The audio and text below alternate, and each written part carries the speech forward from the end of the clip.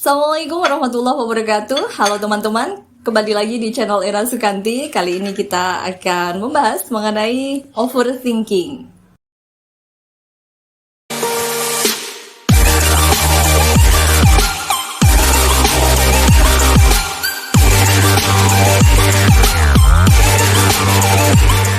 Mungkin kita pernah merasa di kepala dipenuhi pikiran negatif, kemudian pertanyaan dan ketakutan mengenai sesuatu. Umumnya, pikiran-pikiran itu berkaitan dengan sesuatu yang belum terjadi, dan tak jarang pikiran seperti itu bikin kita stres. Pikiran yang berlebihan ini dikenal juga dengan overthinking. Overthinking ini bisa terjadi pada setiap orang, dan saya pribadi pun juga pernah mengalaminya. Overthinking juga bisa diartikan mengkhawatirkan sesuatu yang belum terjadi dan mengkhawatirkan sesuatu yang sebetulnya nggak terjadi atau bahkan nggak ada. Jadi pemikiran saat overthinking itu berorientasi pada kejadian di masa depan yang belum tentu akan terjadi dan berorientasi pada masa lalu yang berupa penyesalan terhadap apa yang telah terjadi.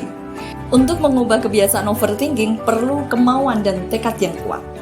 Namun, untuk mengurangi kebiasaan overthinking bisa dimulai dari menyadari apa yang sedang dipikirkan, kemudian kita bisa mengarahkan pikiran ke arah yang lebih rasional.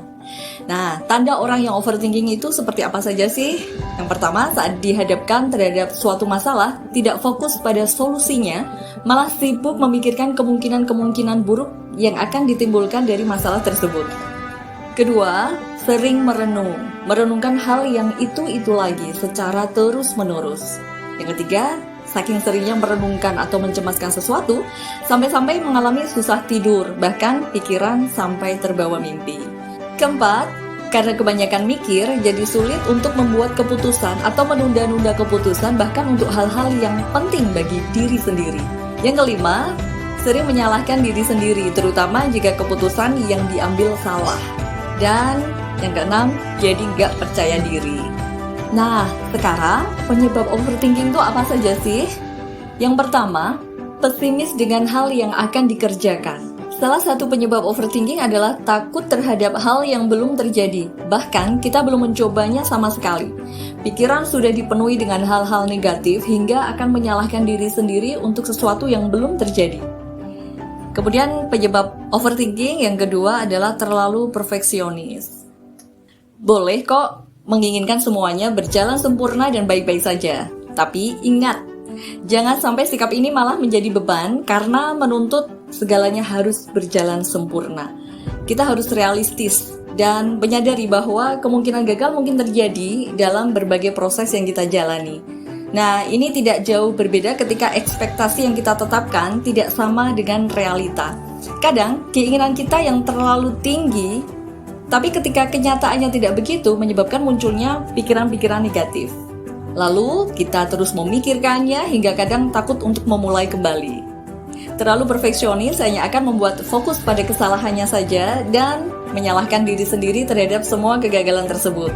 Padahal, yang harus dipelajari dari kegagalan adalah cari tahu penyebabnya dan mencari solusinya agar hal tersebut tidak terjadi kembali. Kemudian yang ketiga, suka memendam semuanya sendiri. Kebiasaan memendam semuanya sendiri juga bisa membuat overthinking. Sediakanlah waktu untuk bercerita ke teman, orang tua, atau orang yang membuatmu nyaman untuk bercerita. Dengan bercerita, tentu akan lebih meringankan beban, karena kita akan mendapatkan saran dari teman curhat. Keempat, berada di lingkaran yang juga overthinking. Sering tidak disadari penyebab overthinking adalah karena berada di satu lingkaran dengan keadaan yang sama. Lepaskan diri dari lingkungan ini karena bisa membuat overthinking kita semakin terasa berat. Kemudian yang kelima, membandingkan diri dengan yang lain. Penyebab lain yang bisa membuat kita overthinking adalah karena suka membandingkan diri dengan orang lain.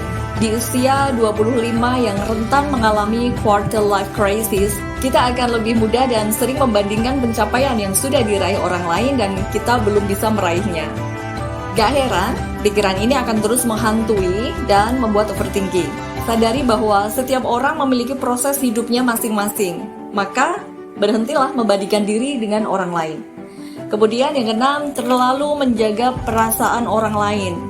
Setiap kali mau ambil keputusan selalu berpikir, gimana nanti perasaan si A ya, gimana nanti perasaan si B, dan seterusnya.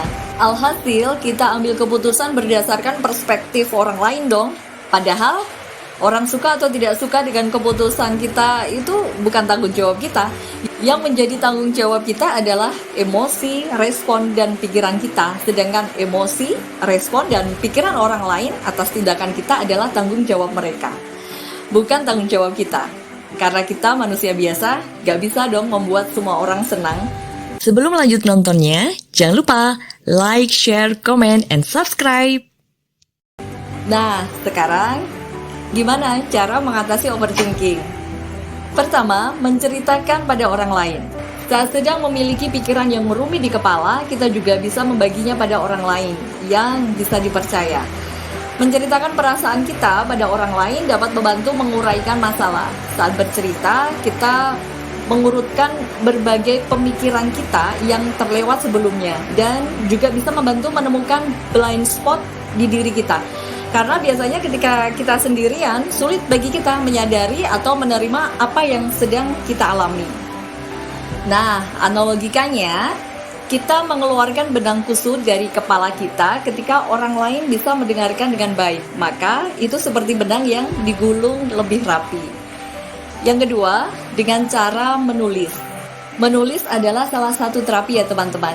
Dengan menulis juga ampuh untuk mengatasi overthinking. Saat mengalaminya, kita bisa menuliskan apa saja yang kita pikirkan. Keluarkan semuanya, tuangkan dalam tulisan tersebut. Apabila kesulitan untuk menulis karena kita merasa semuanya sedang terjadi di waktu yang sama, kita bisa mulai menggambar atau menulis dengan satu kata. Mulailah dari satu kata misalnya, lalu kita sambungkan. Setelah kita selesai menulis, coba kita baca lagi, kemudian simpulkan. Saat tak sadar, setelah overthinking, semua hal akan terlintas di otak kita. Tulisan dan gambar dapat membantu kita untuk menguasai lingkungan kita. Yang ketiga, jangan hilangkan pikiran negatif, tapi digantikan. Pikiran negatif itu tidak bisa dihilangkan. Kalau kita berusaha menghilangkan, yang ada adalah kita intens memikirkan pikiran negatif itu. Jadi, ganti dengan pikiran yang positif yang bisa membuat kita bahagia, ceria, tersenyum kembali. Cari kegiatan atau apapun yang bisa dilakukan, yang bisa membuat kita tersenyum dan lebih kreatif. Yang keempat, fokus pada pemecahan masalah. Overthinking dapat muncul ketika kita menghadapi masalah tertentu dalam hidup. Namun, yang harus diketahui, memikirkannya berlarut-larut tidak selalu dapat menyelesaikan masalah tersebut. Sebaiknya, fokus pada langkah pasti yang dapat menjadi solusi masalah tersebut. Jangan terus menyesali mengapa sesuatu dapat terjadi. Tapi, lebih baik fokus pada apa yang dapat memperbaiki keadaan tersebut. Yang kelima, latihan pernafasan. Beberapa teknik pernafasan dapat membuat lebih tenang dan terhindar dari overthinking. Salah satu yang paling sederhana adalah bernafas dalam-dalam. Keenam, apresiasi diri sendiri.